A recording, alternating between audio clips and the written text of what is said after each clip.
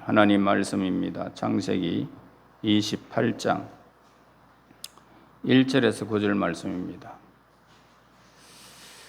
이삭이 야곱을 불러 그에게 축복하고 또 당부하여 이르되 너는 가나안 사람의 딸들 중에서 아내를 맞이하지 말고 일어나 밧단 아람으로 가서 네 외조부 부두엘의 집에 이르러 거기서 네 외삼촌 라반의 딸 중에서 아내를 맞이하라.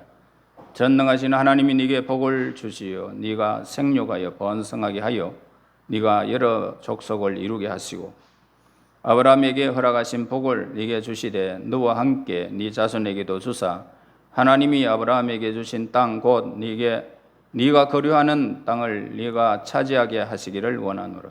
이에 이삭이 야곱을 보내매 그가 밧단 아람으로 가서 라반에게 이르렀으니 라반은 아람 사람의 부두엘의 아들이요 야곱과 예스의 어머니 리브가의 오라비더라. 예스가 본즉 이삭이 야곱에게 축복하고 그를 밧단 아람으로 보내어 거기서 아내를 맞이하게 하였고 또 그에게 축복하고 명하기를 너는 가나안 사람의 딸들 중에서 아내를 맞이하지 말라 하였고 또 야곱의 부모의 명을 따라 밧단 아람으로 갔으며 예스가 또 본즉 가나안 사람의 딸들이 그의 아버지 이삭을 기쁘게 하지 못하는지라. 이 예스가 이스마엘에게 가서 그 본처를 외에 아브라함의 아들 이스마엘의 딸이요 너바요스의 누이인 말랏을 아내로 맞이하였더라. 아멘. 오늘 야곱은 이 축복 사건 때문에 형 예스의 미움을 받아 어쩔 수 없이 집에서 이제 도망쳐야 할 그런 형편이 되었습니다. 어머니 리브가는 이것이야말로 야곱이 결혼할 좋은 기회다라고 생각을 하고 남편 이삭을 열심히 설득해서 야곱을 자신의 친정에 보내어 이렇게 아내를 구하게 하는 일을 허락함을 받게 되는 것을 보게 됩니다. 오늘 우리가 이 본문에서 일관되게 흐르고 있는 사상이 하나가 있습니다. 자, 그것은 가나안 여자는 결코 야곱의 아내가 되어서는 안 된다라는 것입니다. 야곱이 지금까지 결혼을 못하고 있었던 것은 아마도 어머니 리브가 반대가 너무 심했기 때문에 그렇게 나이가 80이 먹도록 그렇게 장가를 가지 못했던 것 같습니다. 물론 리브가의 그 간섭도 있겠지만 하나님의 간섭 속에서 이루어진 것입니다. 오늘 이 본문은 믿음의 사람 야곱은 절대로 가나안 여자와 결혼해서는 안 된다고 분명히 말씀을 하고 있습니다. 성경이 왜 이토록 가나안 여자를 거부하고 있고 이 진리가 우리들에게 말씀하려고 하는 이 사건이 무엇인지를 우리는 살펴보는 것입니다. 이것이 오늘의 주된 목적입니다. 자, 1절과 2절 보면 이삭이 야곱을 불러 그에게 축복하고 또 당부하여 이르되 너는 가나안 사람의 딸들 중에서 아내를 맞이하지 말고 일어나 밧단 아람으로 가서 네 외조부 부두엘의 집에 이르러 거기서 네 외삼촌 라반의 딸 중에서 아내를 맞이하라. 자, 성경은 워낙 사실을 생략하고 있기 때문에 성경이 왜 이렇게까지 가나안 여자들을 싫어하고 거부했는지 그 이유를 우리는 알 수는 없습니다. 이 문제를 제대로 우리가 살펴보려고 하면은 노아 시대를 거슬러 올라가 봐야 됩니다. 우리는 무엇보다도 먼저 노아가 일어나게 된 원인을 우리가 생각해 봐야 되고 홍수가 왜 일어났는지를 우리는 그곳에서 보게 되어집니다. 창세기 6장에 가면은 사람이 땅 위에 번성하기 시작할 때 그들에게 딸들이 나니 하나님의 아들들이 사람의 딸들의 아름다움을 보고 자기들이 좋아하는 모든 자로 아내를 삼았다는 이야기가 나옵니다. 자, 이 말씀은 노아 홍수가 일어나게 된 배경을 우리에게 설명해 주는 것입니다. 하나님의 사람들, 하나님의 선택된 백성들이 이방인들의 그 믿지 않는 사람들, 하나님을 경외하지 않는 사람들, 이런 사람들을 좋아했다는 것입니다. 육체의 미모에 반해가지고 그들은 그 여인들과 함께 결혼을 했다는 것입니다. 여기서 하나님의 아들들은 천사는 결코 아닙니다. 이것은 경건한 신앙의 사람들을 우리에게 가르쳐주고 있습니다. 경건한 신앙의 사람들이 경건치 않는 사람들과 어울렸다는 이야기입니다. 하나님께서 인간의 구원을 위해서 보존해 놓으신 경건한 후손들, 하나님의 아들들이라고 그렇게 표현을 하고 있습니다. 그런데 이 경건한 후손들이 신앙 없는 가인의 딸들의 미모에 반해가지고 그들을 사모하고 결혼을 하게 됐다는 것입니다.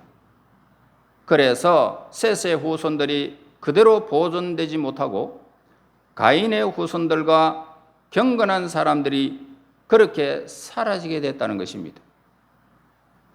어떤 사람이 믿는 사람인지, 어떤 사람이 믿지 않는 사람인지, 하나님을 경외하는 사람인지 아닌지 구분이 되지 않았다는 이야기를 우리에게 하고 있습니다.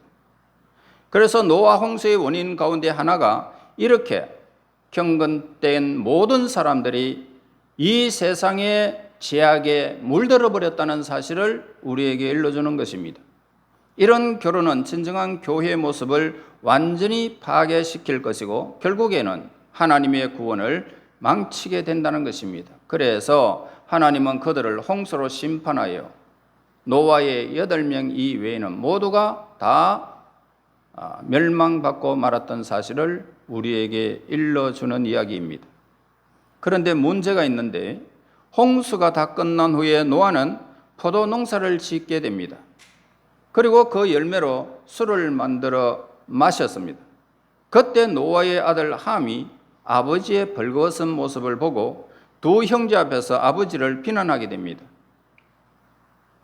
그런데 나중에 수리께서 이 사실을 알게 된 노아는 함이 아니라 그 아들 가나안을 저주하게 됩니다. 이 가나안이 성적으로 예민하고 부패한 성향을 가지고 있었기 때문에 함의 작은 아들을 잃은 노아가 저주해 버린 것입니다. 그런데 가나안 여자들은 바로 이 가나안을 저주한 노아가 저주한 그 후손들이 가나안 후손들이었던 거죠. 그래서 우리는 음식이 부패하는 것을 우리가 요즘은 참 자주 볼 수가 있죠. 아무리 맛있는 음식이라 할지라도 시간이 지나면 맛이 변해버립니다. 그리고 곰팡이가 피면서 막 섞기 시작하죠. 냄새가 지독합니다. 이처럼 사람의 정신도 부패하다라는 것입니다. 항상 새로운 도전, 건전한 생각 없으면은 갑자기 우리의 생각이 허망해져 버린다는 것입니다. 그러면서 말도 안 되는 더러운 생각에 오늘 우리의 모든 생각이 거기에 다 빠져버린다는 거죠. 썩어버린다는 겁니다. 그런데 가나안 여자들은 도저히 불가능할 정도로 부패한 가치관과 성적 문화를 가지고 있었기 때문입니다. 하나님께서는 그들의 성적인 타락이나 정신적인 부패를 억제하지 아니하고 내버려 뒀다는 것입니다.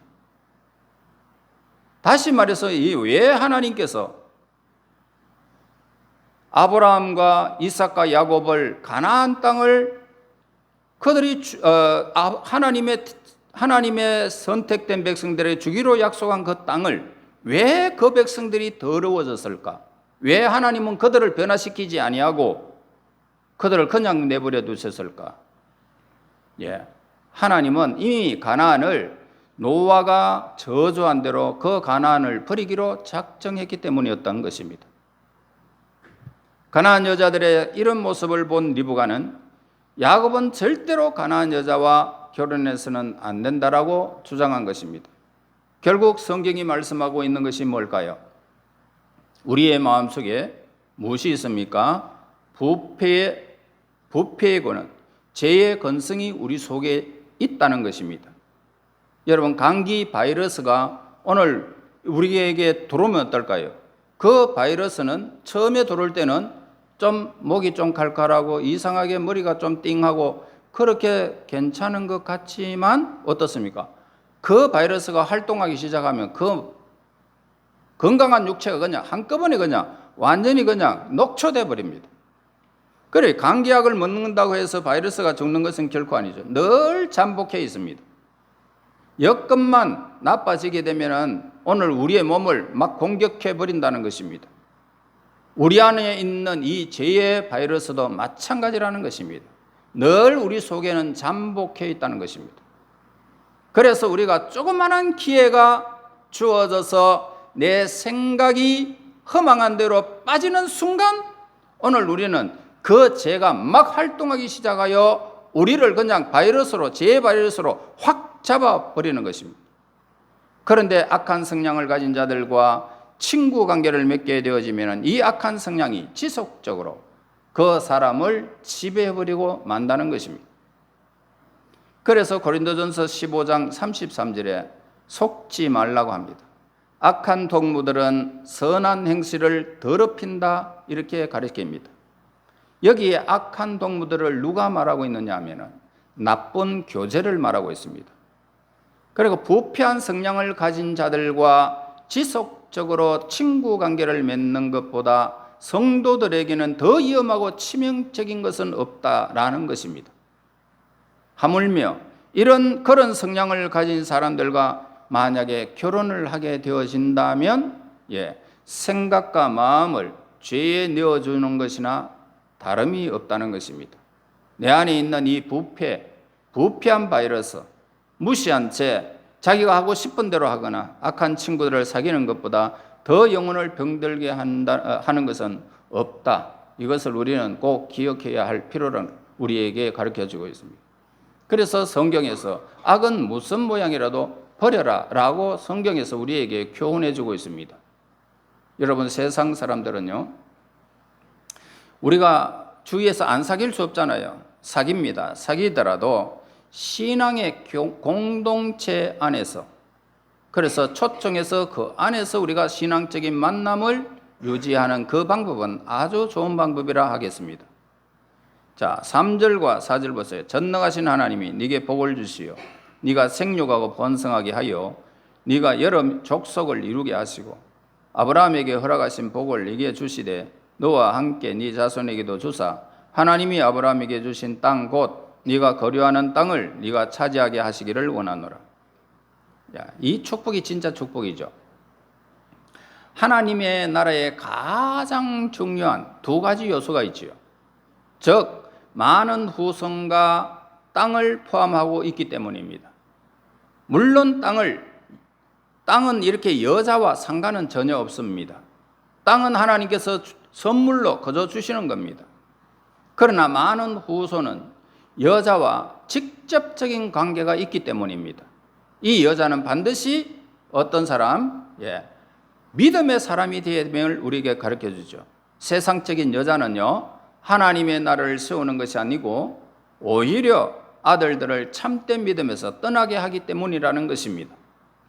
믿음이 좋은 부모에게 태어났다고 해서 자동적으로 하나님의 백성이 되는 것은 결코 아닙니다. 이스마엘을 보세요. 아브라함의 자손입니다. 그런데 아브라함의 아들이었지만은 이스마엘은 불신자가 되었다는 겁니다. 형편없는 자연인이 되었던 것이죠. 그래서 예수는 이삭의 아들이었지만은 짐승 같은 자였음을 가르쳐주고 있습니다. 그 족속이 한 백성도 남지 않고 그렇게 하나님이 심판하는 모습도 보게 되어졌습니다. 여러분, 하나님의 백성은 형통으로 나가는 것이 결코 아닙니다. 하나님의 말씀으로 우리가 만들어져야 우리가 하나님의 백성이 되는 것이라는 겁니다. 그런 의미에서 볼 때에 하나님 나라의 머리는 남자지만은 실제로 그 날을 오게 하는 것, 징검다리는 전부 믿음의 어머니들로 통하여 하나님의 나라가, 하나님의 백성들이 만들어졌다는 것을 보게 됩니다. 그런데 믿음으로 하나님을 기다리는 것은 고사하고 누구의 아들인지도 조차 모르는 그 사생아를 낳기 일수였던 그 가나안의 여자들, 어떻게 하나님 나라의 어머니가 될 수 있겠느냐, 이걸 우리에게 가르쳐 주는 것입니다.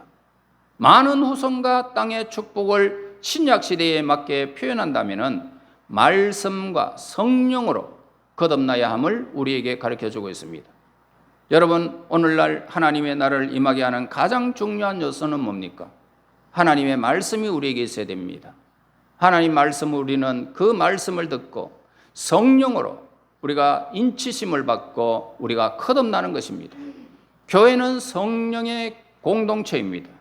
하나님의 말씀을 선포하고 밝히는 그런 그 공동체를 말합니다. 여러분, 말씀이 선포하고 그 가운데 성령이 역사할 때에 수많은 하나님의 백성들이 태어나게 되어진다는 것입니다.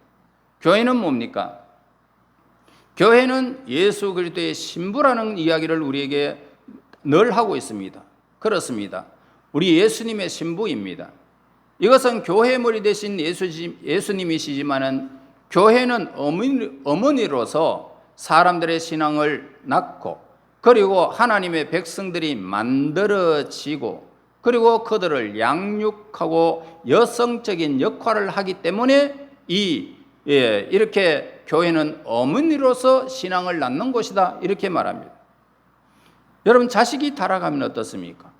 자식이 타락하면 그 한 사람만 하나님을 떠나게 되겠지만은 어머니가 타락하면 어떻게 될까요? 어머니가 타락하게 되면 자식들은 몽땅 데리고 떠나게 되어 있다는 것입니다. 목사가 타락하면 그 한 사람만 타락하는 것이 아니고 목사의 설교를 듣는 사람들이 다 타락하게 된다는 겁니다. 그러니까 제 아무리 똑똑한 사람이라도 어머니가 병들어서 썩은 젖을 먹고 그 아이가 병들지 않을 수가 없다는 것입니다. 아무리 건강한 아이라도 썩은 젖을 먹는다면 암덩어리가 그 젖 속에서 막 솟아나는데 그 암덩어리에 젖을 빨고 있다면 그 아이가 그냥 성하겠느냐는 것입니다. 사람이 성장할 때 기본적인 인격은 뭡니까? 기본적인 인격은 어디에서부터 자라느냐 하면 아이들이 태어나서 유치원에 가기까지 기본적인 원리가 거기에서 자라게 됩니다. 나중에는 그때 뿌린 씨앗이 꽃이 피고 열매를 맺고 어릴 때 모든 그런 형성된 마음들이 늙어서도 다 그렇게 형성되어진다는 것입니다. 그러니까 신앙의 어머니들은 자식들에게 무엇을 가르쳐 주어야 될까요? 하나님의 존재하신다는 것을 우리는 늘 가르쳐야 되고요. 무엇이 옳고 그런지를 반드시 가르쳐줘서 그가 옳고 나쁘다는 것을 판단할 수 있는 그 기준점을 그 아이들에게 젖을 먹이면서까지 유치원에 가기까지는 꼭 가르쳐야 함을 우리에게 가르쳐 줍니다. 이 기준이 한평생 자식의 인격 속에 남게 된다는 것입니다. 여러분들이 머리가 좀 크면은요, 절대로 어릴 때 그 성향을 버릴 수가 없습니다. 더 나빠질 뿐이지. 그러니까 어릴 때에 우리 교육이 얼마나 필요한지 우리에게 가르쳐 주고 있죠. 성인이 되어 새로 그리스도인이 된 사람의 경우에는 그에게 하나님 말씀을 처음으로 가르쳐 준 사람, 그 신앙의 어머니가 되겠죠. 몇십 년이 지나도 처음에 가졌던 그 신앙을 우리는 바꿀 수가 없습니다. 여러분들이 어디에서 신앙을 시작했던지 모르지만은 오늘 이 신앙이 바뀌어지려고 그러면 처음에 신앙을 내가 어디에서 배웠는지 이게 굉장히 중요하다는 말입니다. 내가 하면 어떨 때는 그냥 따라가는 것 같은데 뭔가 세상적으로 꼬일 때에 내가 옛날 성품으로 또 돌아가 버린다는 것입니다. 얼마나 무서운지 모릅니다. 그래서 어릴 때 어디서부터 신앙생활을 했느냐, 이게 굉장히 중요하다는 사실을 기억해야 됩니다. 이런 점에서 생각하면은 왜 가난한 여자들이 야곱의 아내가 될 수 없는지 이해할 수가 있는 것입니다. 8절에서 9절, 에서가 또 본즉 가난한 사람의 딸들이 그의 아버지 이삭을 기쁘게 하지 못하는지라. 이 에서가 이스마엘에게서 가서 그 본처들 위에 아브라함의 아들 이스마엘의 딸이요 느바요스의 누이인 마알랏을 아내로 맞이하였더라. 자, 에서는요, 자기 아내들의 문제가 혈통 문제다라고 생각을 한 것입니다. 그래서 아브라함의 혈통인 이스마엘의 딸과 결혼을 하게 됩니다. 그러나 성경은 가나안 여자를 거부하는 것은 혈통 때문이 아니고 그들의 사고방식과 가치관과 그들의 타락된 그런 생활 문화 때문이었다는 것을 지적하고 있습니다. 그래서 성경에는 가난한 사람들이면서도 놀라운 축복을 받은 여자가 우리가 보게 되어집니다. 대표적인 사람이 누굽니까? 유다의 며느리 다말을 우리가 생각해 볼 수 있습니다. 그녀는 유다로 말미암아 인신하여 유다의 왕이 되었고 유다의 왕이 나왔고 예수님의 계보에 기록된 여인 중에 한 명이었습니다. 그는 참으로 하나님의 백성이 되기를 원했고 자신을 통해서 거룩한 씨를 남기기를 원했던 신앙의 어머니였습니다. 그래서 형이 죽으면 동생과 결혼하여 씨를 남기게 하는 율법의 말씀을 붙던 것입니다. 누가요? 다말이. 그래서 하나님은 이 중심을 보시고 거룩한 씨를 유다로 말미암아 그 씨를 남기게 하신 것입니다. 또 라합은 어떤 사람입니까? 라합도 마찬가지입니다. 라합도 가나안의 창녀 중에 한 사람이었습니다. 그러나 하나님의 백성들의 모습을 보면서 여리고가 얼마나 부패한 성인지를 그는 알았던 것입니다. 그래서 여리고를 배신하고 이스라엘 정탐꾼을 살려주고 하나님의 백성들이 되기를 원하여 그를 내가 당신들이 임할 때 나를 구원하소서라고 하고 있습니다. 그래서 이 창녀인 이 라합을 통하여 이제 하나님은 훌륭한 후손을 하나님께서 주신 것을 보게 됩니다. 룻은 어떤 사람입니까? 모압 여자였습니다. 그러나 그는 모압을 버리고 유다에 와서 보아스와 결혼하여 믿음의 씨를 남기게 됩니다. 또한 바세바도 가나안의 여인이었습니다. 바세바도.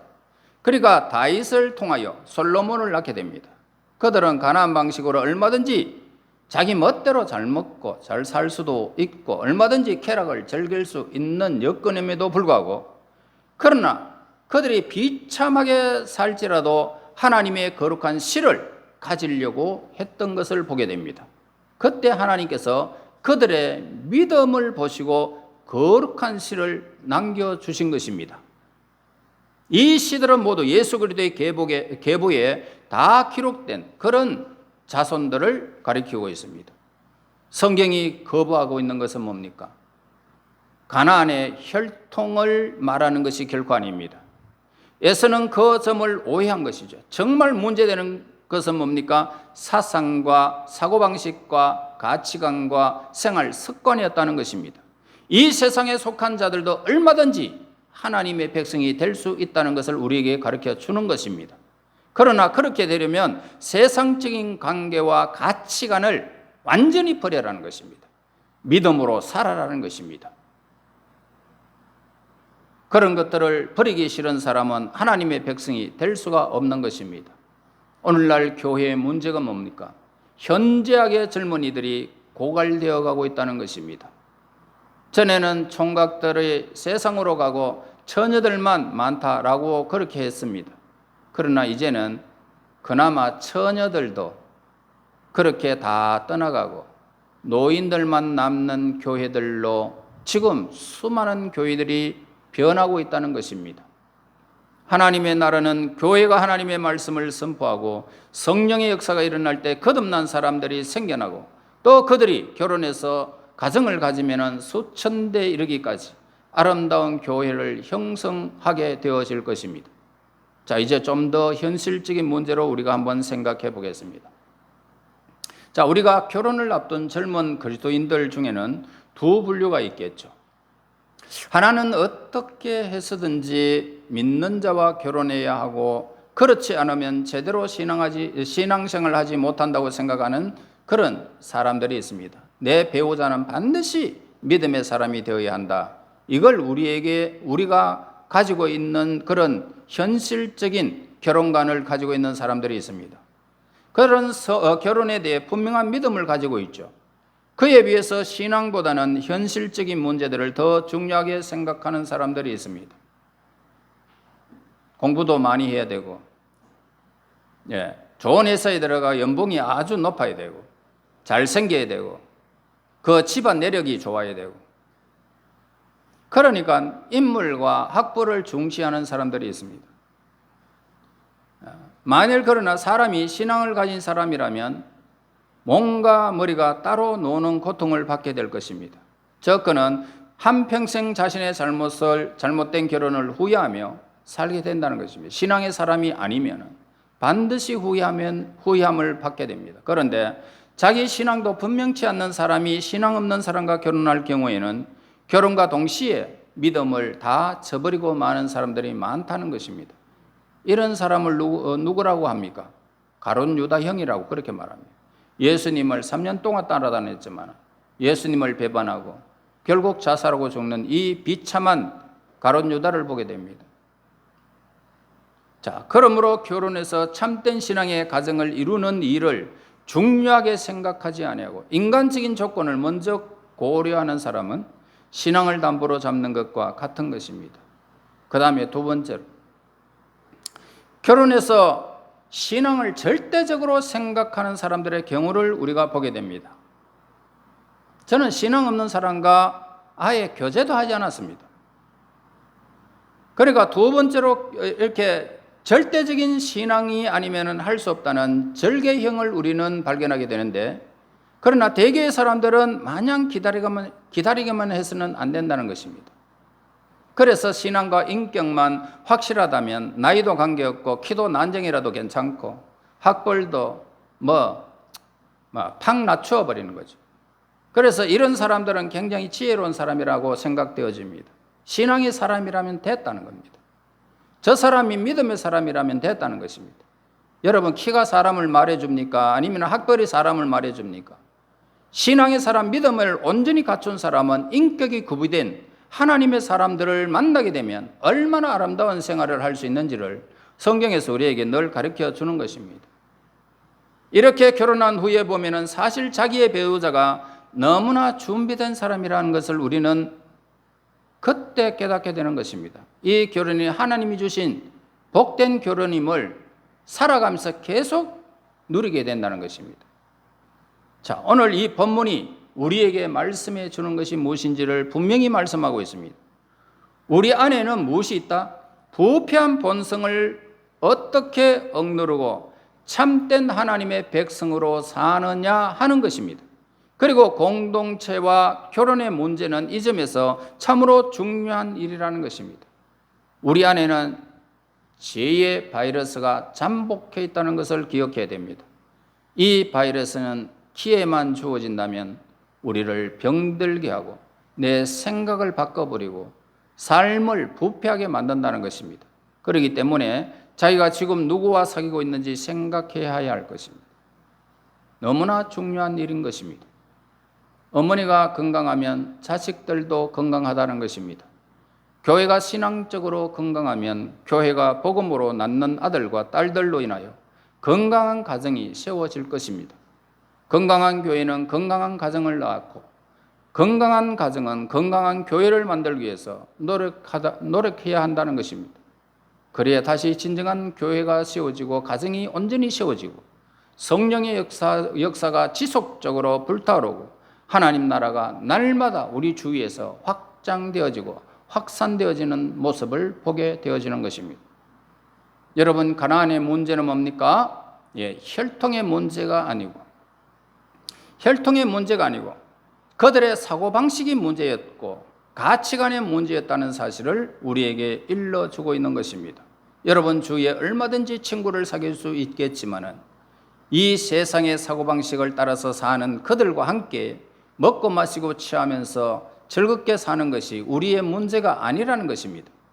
내 속에 있는 이 믿음을 지키고 이 부패한 본성을 억제하고 어떻게 할지라도 내가 참으로 하나님의 백성으로서 절개를 지키며 신앙의 사람, 믿음의 사람을 만나서 교제하고 건전한 삶을 살기를 원하는 우리의 믿음의 본성이, 믿음의 절개가 우리에게 필요하다는 것입니다. 그러므로 저와 여러분들은 믿음의 어머니입니다. 믿음의 어머니는 믿음의 자식을 낳게 됩니다. 그 계보가 건전한 생각, 하나님께 향하는 믿음의 열정, 믿음의 절개가 우리에게 있어야 함을 우리에게 가르쳐 줍니다. 그러므로 이 세상의 물질적인 만능으로 걸어가는 여러분의 자녀들을 오늘 우리는 물질이 다가 아니다. 그게 다 주어진다 할지라도 내게 행복을 주어지지는 않지요. 믿음으로 살아가는 사람에게는 수많은 고통과 난간이 부딪힐 때마다 거기에 기쁨과 행복과 만족과 하나님께서 우리에게 허락하신 이 복덩어리가 그 속에서 막 솟아난다는 것입니다. 그러므로 우리의 삶이 어떤 삶을 살아가느냐에 따라서 내가 어디에 속하여 어떻게 내가 가나안을 따라가지 아니하고 하나님의 사람, 믿음의 사람의 길을 따라가는 것이 얼마나 행복한 길인지를 우리에게 가르쳐 주는 것입니다. 여러분의 가정이 건강한 가정이 되기를 바랍니다. 교회가 건강해져야 됩니다. 그리하여 참 신앙의 대를 이어서 이 땅에서 하나님 나라를 확장하고 수많은 영혼들을 여러분들 주위에서 참으로 믿음의 사람들이 날마다 더하여져서 가나안의 족속들 7족속들이 다 물러나고 나중에 그 가나안 땅을 오늘 저와 여러분들을 위하여 예비한 하나님의 백성들을 위한 예비한 그 가나안이 여러분 삶 속에서 회복되어 평강과 기쁨과 행복을 여러분 남은 시간을 그렇게 채워가기를 예수님 이름으로 축원합니다. 하나님 감사와 찬송과 영광을 돌립니다. 우리 자손들 신앙의 대를 이을 수 있는 믿음의 자손들이 되기를 간절히 소원합니다. 하나님의 선하신 뜻 안에서 믿음의 자손들이 성장하여 우리의 대를 잇고 또한 우리의 건전한 가정과 교회가 이루어지고 사회가 이루어질 수 있도록 하나님 아름다운 만남의 교제가 이루어질 수 있도록 인도하여 주시옵소서. 예수님 이름으로 기도하옵나이다. 아멘.